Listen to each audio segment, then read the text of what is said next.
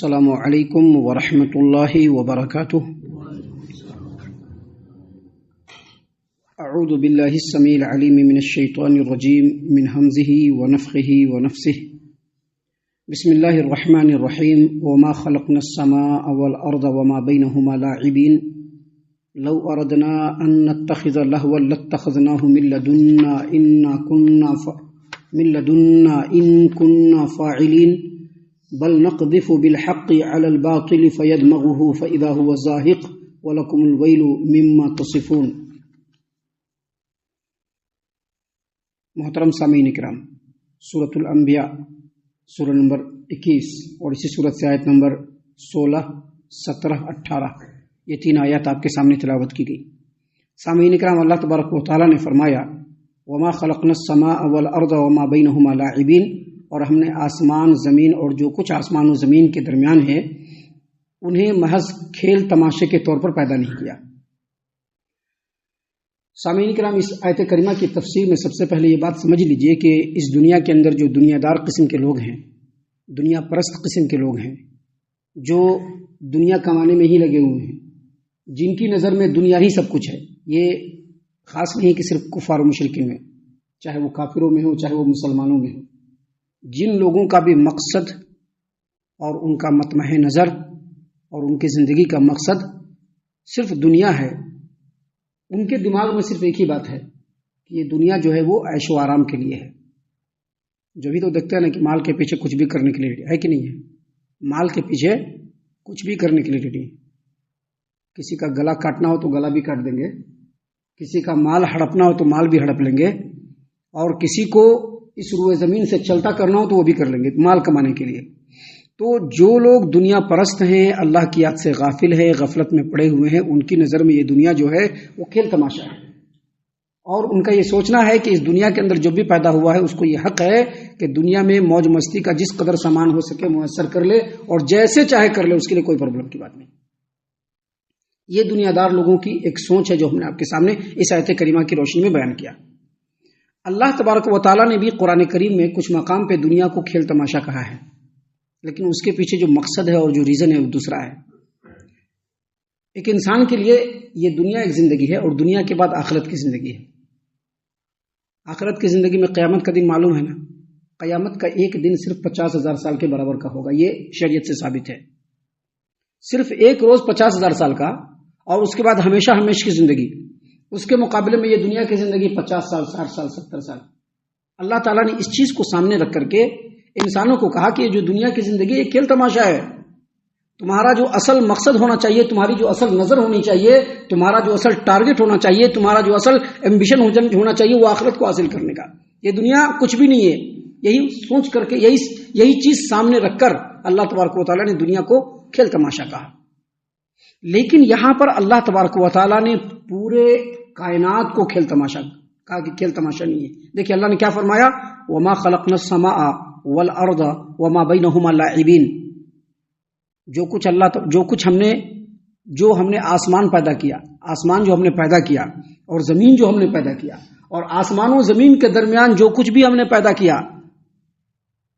ما خلقنا السماء والارض وما بینہما لاعبین، کھیل تماشے کے طور پر پیدا نہیں کیا ہے۔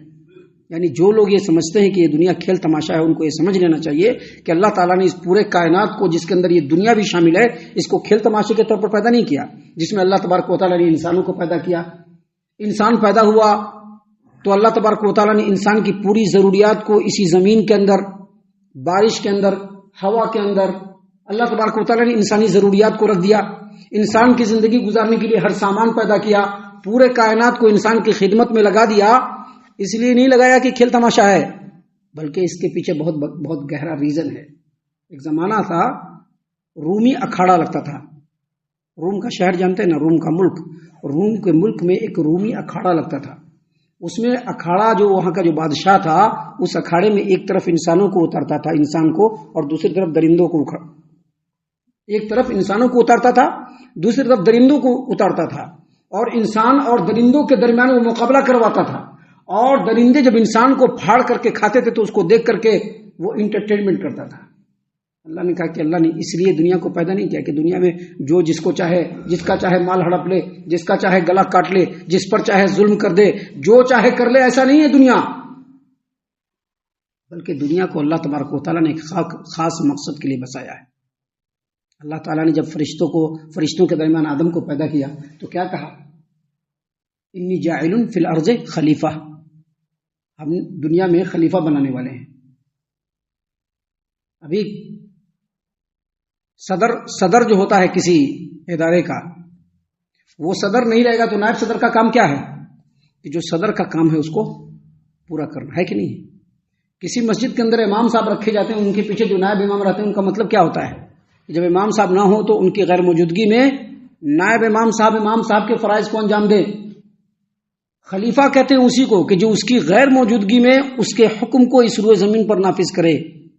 اللہ تبارک و تعالیٰ نے یہاں پر بیان فرمایا ہے وما خلقنا السماء والارض وما بینہما لاعبین، ہم نے آسمان زمین اور جو کچھ آسمان و زمین کے درمیان ہے اسے محض کھیل تماشے کے طور پر پیدا نہیں کیا. آگے مزید کہا لو اردنا ان نتخذ لہوا لاتخذناہ من لدنا ان کننا فاعلین، اگر ہمارا مقصد کھیل تماشائی ہوتا تو انسانوں کو پیدا کرنے کی ضرورت نہیں تھی. کیونکہ انسان کے اندر سوچ ہے نا، اچھی سوچ بھی ہے، بری سوچ بھی ہے. کچھ انسان ایسے ہوتے ہیں جو دنیا کے لیے، لوگوں کے لیے اپنا سب کچھ قربان کر دیتے ہیں. کچھ انسان ایسے ہوتے ہیں جو ہر کام کے پیچھے اپنا ایک مقصد اور ایک ارادہ چھپا کر کے رکھتے ہیں. کچھ انسان ایسے ہوتے ہیں جو کچھ بھی نہیں دیکھتے، بس ہمارا ہی ہونا چاہیے. تو اللہ تبارک و تعالیٰ کو ایسے با اختیار اور ذی شعور مخلوق کو دنیا میں پیدا کرنے کی ضرورت نہیں تھی. اللہ چاہتا کسی کو بھی پیدا کر لیتا، کھیل تماشا دیکھ لیتا، لیکن اللہ تعالیٰ کھیل تماشا دیکھنے کے لیے اور کھیل تماشے کے لیے اس دنیا کو اللہ تبارک و تعالیٰ نے نہیں بنایا. کیوں بنایا؟ آگے اللہ تبارک و تعالیٰ نے بیان فرمایا کہ بل نقذف بالحق علی الباطل فیدمغه فاذا هو زاهق ولکم الویل ما تصفون. اللہ نے کیا فرمایا کہ لو اردنا ان نتخذ لہوا لاتخذناہ من لدنا ان کننا فاعلین، اگر ہمارا مقصود کھیل تماشائی ہوتا اور اگر ہم چاہتے تو اپنے ہاں سے ایسا کر سکتے تھے، کچھ بھی بنا سکتے تھے. ان کننا فاعلین، اگر ہم کرنے والے ہوتے، لیکن ایسی بات نہیں ہے. بل نقذف بالحق علی الباطل فیدمغه فاذا هو زاهق ولکم الویل ما تصفون، بلکہ ہم باطل پر حق کو ضرب لگاتے ہیں تو باطل کا سر ٹوٹ جاتا ہے، اس کا بھیجا نکل جاتا ہے اور باطل شکست کھا کر کے بھاگ جاتا ہے. کیا مطلب اس کا؟ اس کا مطلب یہ ہوا کہ دنیا میں اللہ نے حق کو بھی پیدا فرمایا اور شر کو بھی پیدا فرمایا، لیکن حق کا کام کیا ہے کہ ہمیشہ شر کو ڈھکیلتا رہے، شر سے مقابلہ کرتا رہے، شر کو ہمیشہ جھکاتا رہے، شر کے سر کو ہمیشہ توڑتا رہے. اللہ تبارک و تعالیٰ نے قرآن کریم سورہ بنی اسرائیل آیت نمبر 81 میں کہا جاء الحق وزهق الباطل ان الباطل کان زهوقا، حق آ چکا اور باطل بھاگ گیا، اور باطل کا کام ہی ہوتا ہے بھاگنا. مطلب یہ کہ اللہ تبارک و تعالیٰ نے اس دنیا میں جو انسانوں کو پیدا کیا، اللہ کا مقصد پیدا کرنے کا یہ ہے کہ اللہ جب یہاں پر بنفس نفیس موجود نہیں ہے. اللہ کہاں ہے؟ عرش کے اوپر ہے. اللہ کے ہر جگہ پہ ہے؟ نہیں، ہر جگہ نہیں ہے. اللہ عرش کے اوپر ہے. اللہ کا علم پورے کائنات میں ہے. تو جب اللہ تبارک و تعالیٰ نے یہاں پر انسانوں کو بنایا تو انسانوں کا کام ہے کہ اللہ کی وحدانیت کو دنیا میں پھیلائے، حق کو دنیا میں پھیلائے. حق کیا ہے؟ ایک اللہ ہے اور اس پورے کائنات پر اسی کی فرما روائی ہے. لیکن اللہ تعالیٰ نے انسانوں کو اختیار دیا کہ تم کیا کرنا چاہتے ہو دیکھیں کرنا، کیونکہ آخرت بھی بسایا اللہ نے.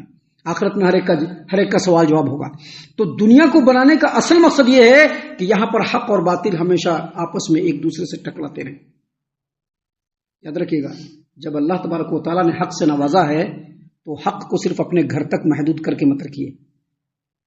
حق کو صرف اپنے گھر تک محدود کر کے مت رکھیے.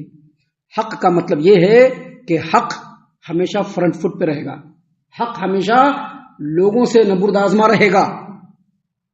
نبی کریم صلی اللہ علیہ وسلم 23 سال کے عرصے میں پورے عرب پہ بلکہ عرب سے باہر بھی اسلام کو پھیلایا اور باطل کو ختم کیا کہ نہیں ختم کیا. یہاں پر مقصد یہ ہے کہ جب اللہ تبارک و تعالیٰ نے حق سے نوازا ہے تو حق کا کام ہمیشہ یہ ہے کہ وہ باطل پر غالب آئے، اور جب بھی حق آئے گا باطل غالب ہوگا. یہاں پر ایک بات اور سمجھ لیجئے، حق کی راہ صرف ایک ہے، حق کی راہ صرف ایک ہے، اور وہ کیا ہے؟ توحید. یعنی اللہ تبارک و تعالیٰ ایک ہے، پورے کائنات پر اسی کی فرما روائی ہے، اور اگر معبود سمجھنا ہے تو صرف اللہ تبارک و تعالیٰ کو معبود سمجھنا ہے. اس کے علاوہ جو باطل کی راہیں وہ بہت زیادہ ہے. یہی وجہ ہے کہ آپ دیکھیں گے جہاں پر اللہ تبارک و تعالیٰ نے نور کا ذکر کیا ہے، نور سنگل ہے، وہیں پر ظلمات، صرف ظلم نہیں کہا بلکہ ظلمات کہا. کیوں کہا؟ کیونکہ جو باطل کی راہیں ہوتی ہیں وہ ایک نہیں ہوتی ہیں، کئی ہوتی ہیں. باطل ہمیشہ نئے نئے روپ میں لوگوں کے سامنے ابھر کر کے آتا ہے. باطل کے معبود بھی ایک نہیں ہوتے ہیں. کبھی بتوں کو معبود سمجھتے ہیں، کبھی بتوں کو معبود سمجھتے ہیں، تو کبھی پیڑ پودوں کو معبود سمجھتے ہیں، کبھی پتھروں کو معبود سمجھتے ہیں، کبھی پیغمبروں کو معبود سمجھتے ہیں، کبھی ولیوں کو معبود سمجھتے ہیں، کبھی جنوں کو معبود سمجھتے ہیں، کبھی ستاروں کو معبود سمجھتے ہیں، کبھی سورج کو معبود سمجھتے ہیں، کبھی چاند کو معبود سمجھتے ہیں. تو ان کے معبود بھی الگ الگ ہیں اور وہ الگ الگ روپ سے جو ہے دنیا میں آتا رہتا ہے. اسی لیے جب بھی دنیا میں غالب ہوا باطل تو اللہ تعالیٰ نے کسی نیک آدمی کو بھیج دیا، نبی کو بھیجا، نبی کے بعد نیکوکار کو بھیجا. آخری ٹائم میں محمد بن عبد الوہاب رحمہ اللہ جو سعودی عرب کے اندر آئے اور پورے باطل کو مٹا کر کے پورے سعودی عرب پر توحید کا جھنڈا لہرایا انہوں نے. لیکن پھر وہاں پر دھیرے دھیرے باطل اپنے نئے انداز میں سر اٹھا رہا ہے. تو جب بھی باطل اس روئے زمین پر سر اٹھاتا ہے تو اللہ تبارک و تعالی حق کو غالب کرنے کے لیے کسی انسان کو بھیجتا ہے جو مجدد بن کر کے آتے ہیں، اور وہ پورے دنیا کے اندر ایمان کی لہر کو جگاتا ہے. تو دنیا سے باطل ختم ہوتا ہے اور حق جو ہے وہ سر بلند ہو جاتا ہے، اور پھر کچھ دن کے بعد باطل پھر اپنا نیا روپ لے کر کے اکڑتا ہے. تو اس میں اللہ تبارک و تعالیٰ نے یہ بتلایا ہے کہ اس دنیا کو بنانے کا مقصد یہ ہے کہ جن کے پاس حق ہے وہ حق کو صرف اپنے تک محدود نہ رکھیں بلکہ حق سے باطل کو ختم کرنے کی کوشش کریں. کیونکہ اللہ نے فرمایا بل نقذف بالحق علی الباطل فیدمغه فاذا هو زاهق. اللہ تبارک و تعالیٰ نے فرمایا کہ بلکہ ہم باطل پر حق سے ضرب لگاتے ہیں تو باطل کا سر ٹوٹ جاتا ہے، اس کا بھیجا نکل جاتا ہے اور باطل بھاگ جاتا ہے. اور اللہ نے فرمایا وَلَكُمُ الْوَيْلُ مِمَّا تَصِفُونَ، اور تمہارے لیے ہلاکت ہے ان باتوں کی وجہ سے تم بیان کرتے ہو. کیا مطلب؟ یہ دنیا کو کھیل تماشا مت سمجھو کہ مست جو ہے کاروبار کر لیا، مست پیسہ کما لیا اور کاروبار میں ہی پوری زندگی گزار دیا، ابھی 1 کروڑ ہے تو 4 کروڑ اور ہونا چاہیے، بس اسی میں دنیا کی زندگی مت گزارو. بلکہ اللہ تبارک و تعالیٰ نے دنیا میں تم کو اپنا خلیفہ بنا کر کے بھیجا ہے. اللہ کی فرما برداری جہاں ایک طرف ہونی چاہیے وہیں اللہ کی وحدانیت کا پرچار تمہارے ارد گرد بھی ہونا چاہیے، تمہارے سماج میں بھی ہونا چاہیے، تمہارے گاؤں میں بھی ہونا چاہیے، تمہارے شہر میں بھی ہونا چاہیے، تمہارے ڈسٹرکٹ میں بھی ہونا چاہیے، تمہارے اسٹیٹ میں بھی ہونا چاہیے، تمہارے ملک میں بھی ہونی چاہیے، پوری دنیا میں ہونا چاہیے. جتنا اللہ نے استطاعت دیا ہے اپنی استطاعت کے مطابق حق کے ذریعے سے باطل کو ختم کرتے رہو. یہ اصل ہے مقصد اس دنیا کو بنانے کا. اللہ تبارک و تعالیٰ نے ان 3 آیتوں میں اسی بات کو بیان فرمایا ہے. جو آدمی دنیا کو کھیل تماشا سمجھتا ہے اس کے لیے ہلاکت اس اعتبار سے ہے کہ جب وہ دنیا کو کھیل تماشا سمجھ لیا تو وہ باطل کو کبھی بھی نہیں چھوڑے گا. ہمیشہ حق پہ ہمیشہ جو ہے حق کو نکارتا رہے گا، ہمیشہ حق کو ٹھکراتا رہے گا، کیونکہ اس کو دنیا اس کی نظر میں، اس کی نگاہ میں دنیا ہی سب کچھ ہے، آخرت کا اس کی نگاہ میں کوئی ویلو نہیں ہے. لہٰذا وہ دنیا کو کھیل تماشا سمجھا ہے، سوچا ہے کہ آئے ہیں عیش کریں گے، کھائیں گے پیئیں گے، مر جائیں گے، اس کے بعد کوئی پوچھنے والا نہیں. دنیا میں وہ کبھی بھی حق کو اپنائے گا نہیں بلکہ ہمیشہ باطل کو ہی اپناتا رہے گا. سامعین کرام، ابھی آگے اور بھی بہت ساری باتیں ہیں جو اللہ تبارک و تعالیٰ نے ہم لوگوں کی ہدایت اور رہنمائی کے لیے بیان فرمائے، جس کو انشاءاللہ ہم کل بیان کریں گے اور کل کے بعد کے درسوں میں بیان کریں گے. ہم اللہ سے دعا کرتے ہیں کہ اللہ تعالیٰ ہم تمام کو ان باتوں کے اوپر خوب غور و فکر اور تدبر کرنے کے ساتھ ساتھ ان باتوں کے اوپر عمل کرنے کی بھی توفیق عنایت فرمائے. آمین. اللہ تعالیٰ ہم تمام کو صحیح معنوں میں پکا سچا مومن مسلمان بنائے، اللہ اور اس کے رسول صلی اللہ علیہ وسلم کی اطاعت و فرما برداری کرنے والا بنائے، صحابہ کرام رضی اللہ عنہم کے طریقے پر چلنے والا بنائے، جنت الفردوس میں جگہ عطا فرمائے. اے اللہ ہم تمام کو جہنم سے پناہ دے، اے رب العالمین ہم تمام کو جہنم سے پناہ دے، اے مالک الملک ہم تمام کو جہنم سے پناہ دے. آمین یا رب العالمین. وما علینا الا البلاغ المبین.